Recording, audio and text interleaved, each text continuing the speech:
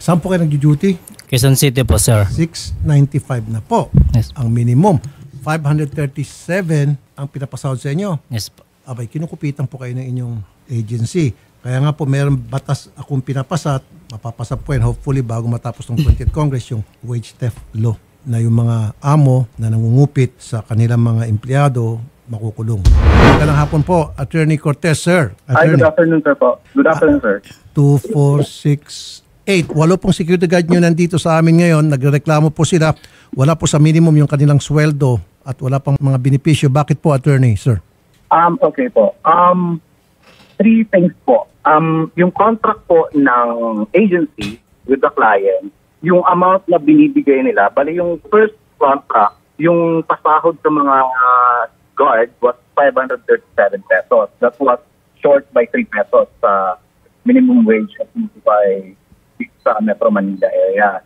And then sa mga succeeding years for the renewal of the contract, yung client po is yung binibigay nilang amount, yun lang po yung kayang. Okay, attorney, sandali po sir, makasingit ano. You know better, you're a lawyer. Walang pakialam ang mga security guard ninyo doon sa kontratang pinirmahan between your company and your client. Ang pakialam nila, binigyan nila yung serbisyo nila, meron tayong batas na minimum wage na dapat sundin, dapat yun ay binibigay nyo. Problema niyo, ba't kayo nakipagkontrata na mas mababa na para hindi nyo masahuran sa minimum at least man lang itong mga security guard ninyo, sir? Sir, I'm going to my next point po. Yung next point ko is, yung mga security guards po, alam nila sa umpisa na yun lang yung kayang ipasweldo. Yes, sir. Okay, Alam ko rin po yan, sir. Sinasabi sa amin dati pa yan. Well then, kung ganon, alam nyo naman pala na violation yon sa batas, mababalikan kayo, bakit pa kayo nag-offer? Huwag na sana kayo mag-offer para wala kayong naapi. Problema niyo po yan, sir. Bakit kayo nagkipagkontrata sa kliyente ninyo na alam nyo kapag nagkipagkontrata kayo dyan, magkakaroon kayo ng violation at makakasuhan pa kayo? Oh, ba't nyo pa rin pinagpilitan? Engineer Chavez, magandang hapon. Yes, magandang hapon po, Senator Rafi Tulfo. Tama ba yung sinabi ko? Walang pakialam yung mga security guard natin doon sa kontrata between the agency and the client. Mababa man yan o kung magkano yan, importante, sumunod sila sa ating minimum wage law. At least man lang mabigay yung minimum. Tama? Tama po, Senator Rafi Tulfo. Kasi din po ating pong kontrata between the agency and the client po, sila po mag-uusap doon. Pero dapat po yung kanila kontrata is align po sa ating po labor standards. Correct. So, ang gusto ko mangyari dito ngayon, Attorney Cortez, ibigay niyo po yung difference. Kung hindi, pasasara ko kayo. May kaso pa kayo. Sarado na kayo. May kaso pa kayo. Attorney Cortez, sir. I'll talk to the management, sir. You have to. Malas nyo lang. Ako po ngayon ang committee chair sa Senado ng Labor. At hindi ako papayag habang ako po ang committee chair ng Labor na may maapi na mga manggagawa at lumalapit sa akin na hindi ko mapagsilbihan. I understand. Trust me. So isa lang pong patutungan nito. Ibibigay niyo po yung difference at pagkatapos kasi kasama yung mga benefits, binabawasan din kayo. Yes po. Para sa benefits. Yung difference between 537 and kung magkano ba yung minimum ng hinahal niyo sila, yun po dapat may bigay sa kanila. Okay, sir? I'll talk to the management, sir. Talk to the management, sir. Magandang hapon po, Colonel Recinto, sir. Magandang hapon po, Senator Tulfo. Gusto ko po, madisiplina po itong agency at masiguro kasama po yung DOLE at kayo na maibigay po yung difference sa mga security guard na matagal nang kinukupit nitong agency sa kanila. Colonel. Yes po, Senator. Ako po ay nakikinig kanina sa inyong usapan at nais ko pong banggitin na nasasaad po sa ating batas under Republic Act 11917 o ang batas na nagre-regulate sa ating security guard agencies. Particular po sa Section 238 ng ating IRR, Code of Conduct of Service Operators. Under po ng number 5. Oh. The security service operator po shall pay their guards salaries, wages, and benefits in accordance with rates fixed by law, particularly labor and wage laws. At yun po, batay po sa Sir, ating sumasaludo kanina, po sa inyo, Colonel. At alam na alam niyo po talaga yung trabaho ninyo. Ako po ay humahanga. Sobrang thank you, Colonel, at magtulungan tayo. At kapag pinatawag ko sa Senado, itong JKK, tatamaan po ito sa akin. For the meantime, first things first, gusto ko po, Engineer Chavez and Colonel Recinto, mairifan po yung pera sa kanila siguro within this week. Pwede po? Yes po. yes po, Senator. Agad po namin actionan yung mga hinaing po ng ating mga security guard. Engineer Chavez? Yes po, sir. ipatatawag nyo po itong security agency dyan sa inyong tanggapan. Of course, kasama rin po yung SOSYA para maobliga sila at magkabayaran po by Friday. As noted po, Senator Rapicol po. Opo. JKK, Yes, sir. Friday, gawan nyo po ng remedyo na mai-refund.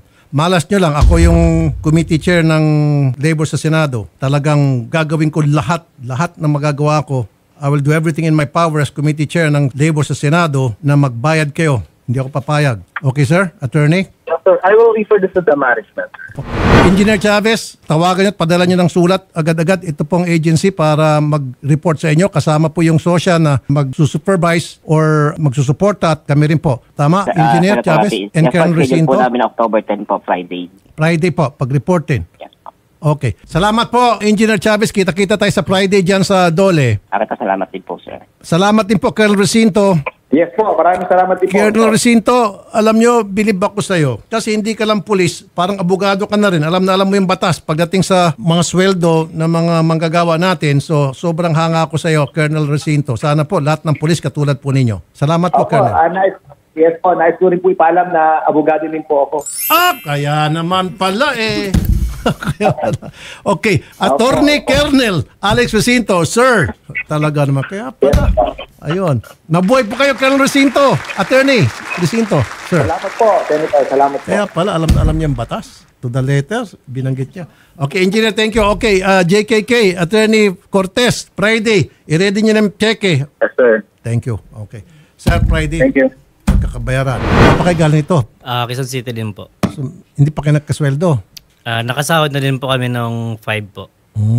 Okay, ilan ba sila? Bigyan tigpa 5,000. Tigpa 5,000 kayo, wag mo na kayo umalis para meron kayong pang-allowance bigay sa mga misis nyo. Okay? Thank you po, Idol. Salamat po sa tiwala. Magandang hapon po. Mabuhay kayo mga security guard. Ako po sumasagot. Yan, Sir Enigo and Sir Junifer at sa ating mga kasamahan ditong security guards na lumapit po kay Senator Idol Raffy Tulfo.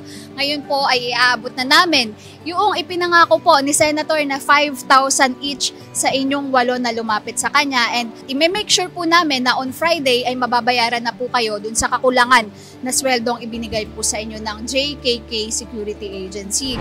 Sa ngayon po ma'am, nung natulungan po kami ni Idol Sir Tulfo, sobrang saya po namin itong hapon na to kasi binigyan po kami ng mga biyayang yung panggastos namin sa araw na hindi pa namin makuha yung para sa amin sa security namin, naging may magkulangan sa mga sahod namin at yun lang po. Unang-una po, syempre, thank you kay Lord kasi isa si Sir Raffy Tulfo sa ginamit upang makuha namin yung para sa amin tsaka yung mga benefits na para sa amin. So yun lang po, thank you po. Pagkatapos po dito, tayo po muli ay magkikita-kita sa Friday kasama po ang reporter na ipapadala po ni Idol Senator Raffy Tulfo upang kayo po ay asistihan. Salamat sa'yo, Idol Raffy Tulfo. Ika'y sandalan ng mga inaaping Pilipino. Nandiyan ang Diyos Ama, nakamasid sa'yo, ika'y ginagabayan. Kailangan ka ng sambayanan, Idol Raffy Tulfo. Nang dahil sa'yo maraming mga taong bumait, marami ang natutong pag napulot dapat ibalik. May mga taong binalik mo ang ngiti sa mga labi, binigyan ng pag-asa na muli nilang mabawi. Maraming salamat po kay Sir Raffy Tulfo. Nag-ayos na mag-asawang nasisira, mga pinagbating kaibigan na nagkaingitan. Masasamang banta ay nagawa mong mapigilan, ikaw ang naging takuan ng mga inaabuso.